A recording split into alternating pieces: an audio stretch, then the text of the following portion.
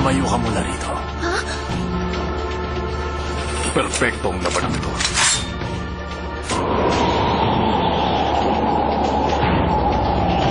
Sasuke, Madara, humanda kayong dalawa. Kukunin ko ang mga Sharingan nyo. Si Danzo, ano kayang mga teknik ang ginagamit niya? Imposible! Yung kanang kamay ni Danzo! Puno ng mga mata na may Sharingan! Paano mo nakuha yung mga nakalagay sa kamay mo? Huwag kang mag-alala dahil desidido pa rin akong patayin ka.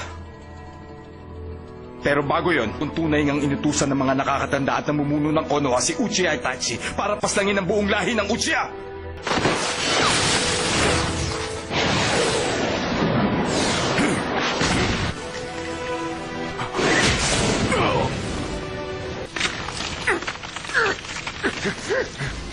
Hoy, tatanungin uli kita. Totoo ba na inutusan noon ng mga nakatatanda at namumuno sa Konoha ang kapatid ko si Itachi? Kumalma ka nga lang, Karin!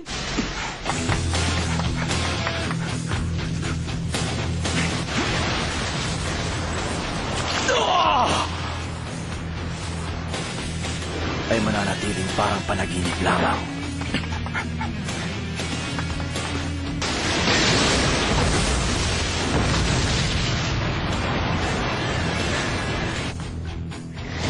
Ang kakayahang manipulahin ng katotohanan at ang panaginip.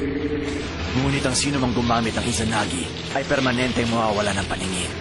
At hindi na ito may babalik pa. Pero, dahil sa dami ng mga mata sa braso niya, magagawa niyang pahabain ang oras sa paggamit ng Izanagi.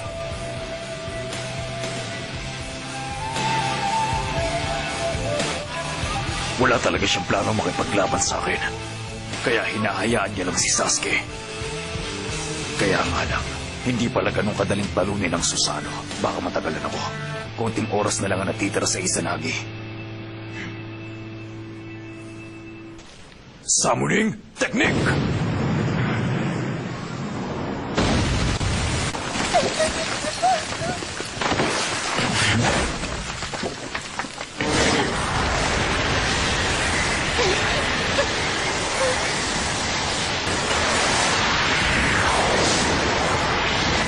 Ito ang summoning technique niya.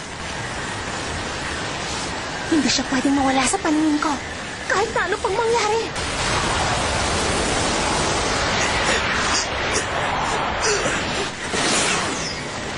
Sigurado kong hindi na makakakilos ang Susanoo.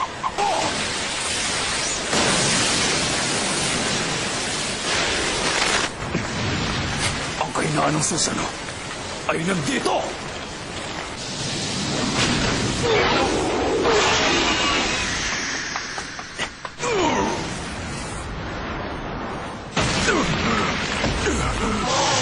Magaling.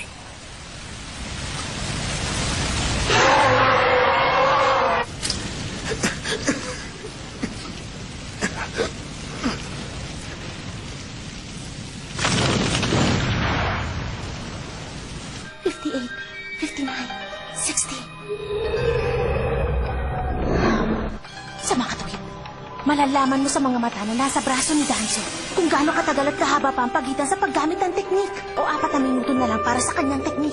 Hindi umuubra ang mga pag-atake ni Sasuke sa tuwing ginagamit niya ang teknik na yon. Balak niyang pagurin si Sasuke at ubusin ang lahat ng chakra niya hanggang sa hindi na ito makalaban. Sa oras na magsara ang 10 mata na may Sharingan sa braso mo, yun na rin ang katapusan ng teknik mo, hindi ba? Hoy! Nababaliw ka na ba? Bakit bigla ka sumugod?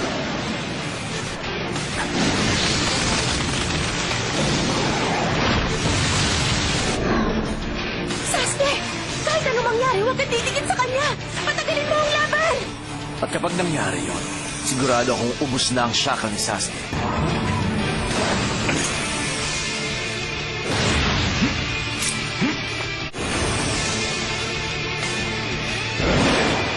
Pinipilit ni Sasuke na gamitin. Kanina pa alam ni Sasuke kung anong ginagawa niya. Ang tanong ngayon, sino ang unang manghihinga?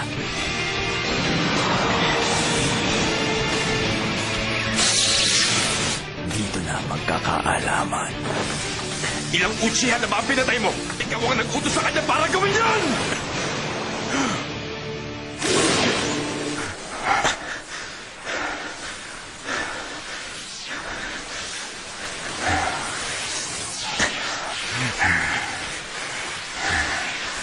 Masyado ka nagmamadali.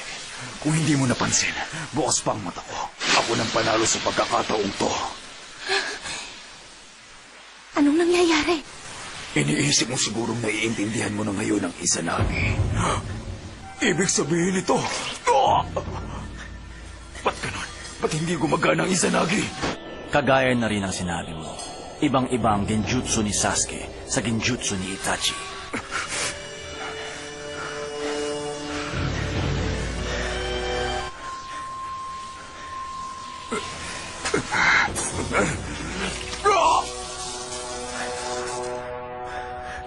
Yan na nga ang tunay na Danzo!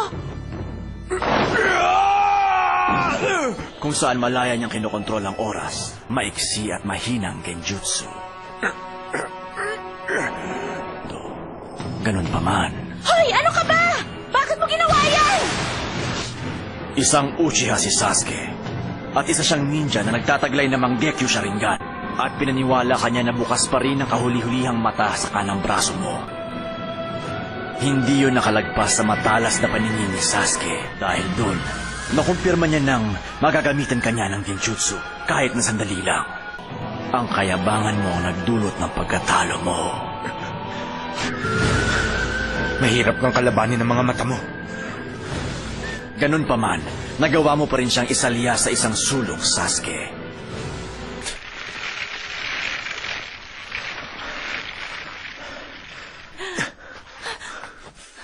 Ayos ka lang ba?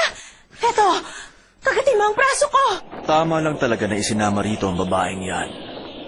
Mapapakinabangan siya.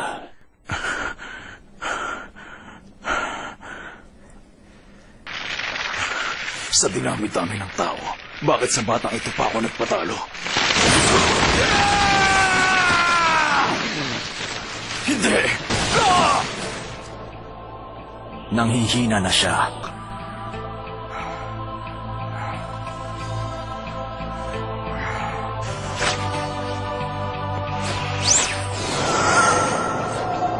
Ganun pala. Iintindihan ko na ngayon. Mukhang inaalam pa niya kung gagamitin niya ang mata ni Shisui sa genjutsu. Mukhang nasobra na ang paggamit mo sa paningin mo. Tulungan mo ako, Sasuke! Hindi ako dapat magkaksaya ng oras. Malalim ang sugat ko.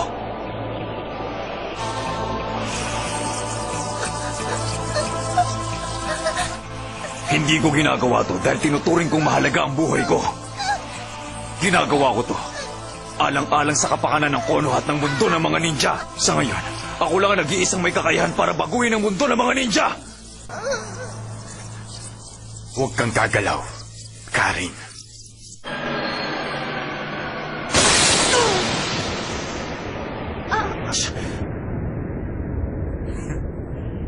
Yan nga ang gusto kong makita.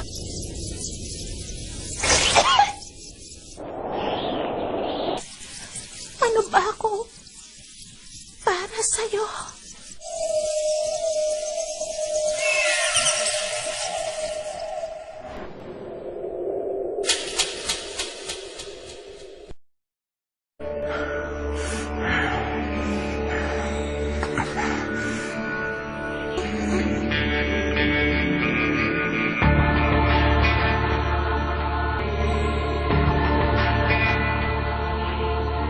Sasuke!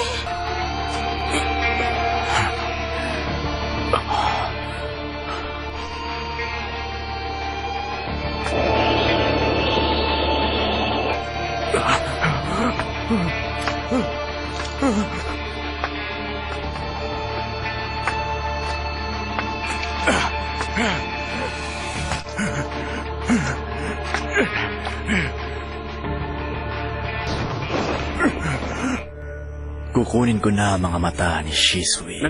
Kung ganun, kinuha niya ang mata ni Shisui.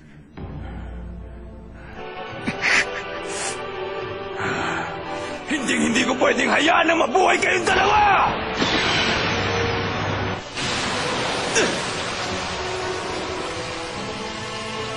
Hirozen, kung saan nagsasayaw ang mga dahon ng puno, doon matatagpuan ang apoy para lang protektahan ang Konoha.